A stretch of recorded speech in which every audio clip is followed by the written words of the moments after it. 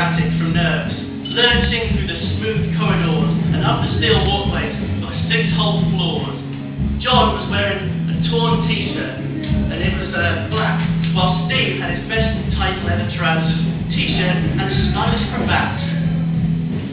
Paul had a sex t-shirt on that read, "You're going to wake up one morning and know what side of the bed you've been sleeping on." And Glenn was adorned in his best tan leather jacket and stone-washed grey jeans. Bazooka Joe, on the other hand, were wearing sparkly silver jackets, replaced with glitzy showbiz sequins. The contrast was striking. Now, as soon as Johnny went on, he started to goad the audience. He wanted a response, and was determined to get one. "All right, ready to have a good time, are we? Well, I fucking hope not, because I'm going to spoil it for you, you can't." The band blasted into their first track. "What you going to do about it?" A cover of the Small Faces. Johnny inadvertently changed the lyrics. "I want you to know that I hate you, baby. I want you to know I don't care." Steve was feeling a little nervous. He managed to drop a man-cracked pill earlier on, and it was just beginning to kick in. So he decided to crank up the amps. You'll know what that's like. Yes, this aggressive attitude added an even more threatening miasma to the gig. Oh yes, the band ripped into Substitute by The Who. The Who? The Who? This is the second reading quality, not being able to say words. Yes, The Substitute by The Who. Johnny managed to get bored halfway through, took out a sweet, and began chewing on it before spitting it at the audience. Now there was Jordan from Malcolm's Shop. He was there jitterbugging around with a beehive hairdo.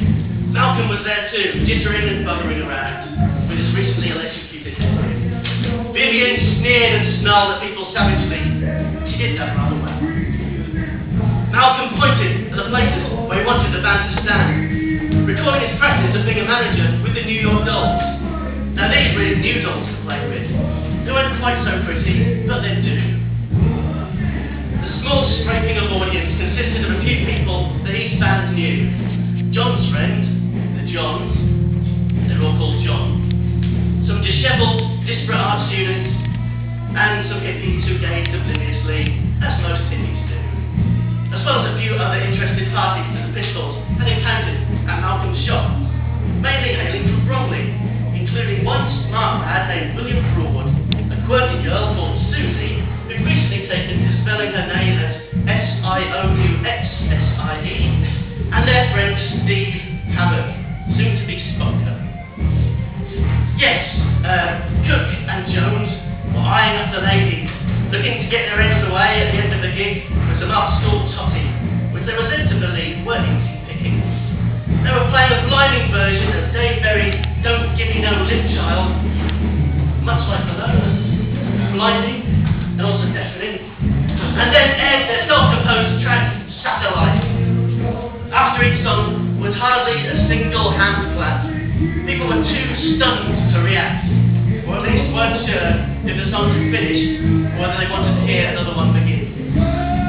The band hadn't managed to get much further than 5 songs when Bazooka Joe's singer, Andy Warren, clambered up to the amps and yanked the plugs out, while Danny the guitarist jumped up to where they were playing and pinned Johnny up against the back wall. "You bastards can't even play!" "So what?" burbled Glenn. Now there isn't really much you can come back to with that. Johnny gave Dave and Danny one of his icy David glares, and he backed off. "Come on, hit me!"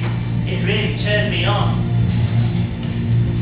"Just stop it, you sod," said Kevin, rushing up to the stage to intervene.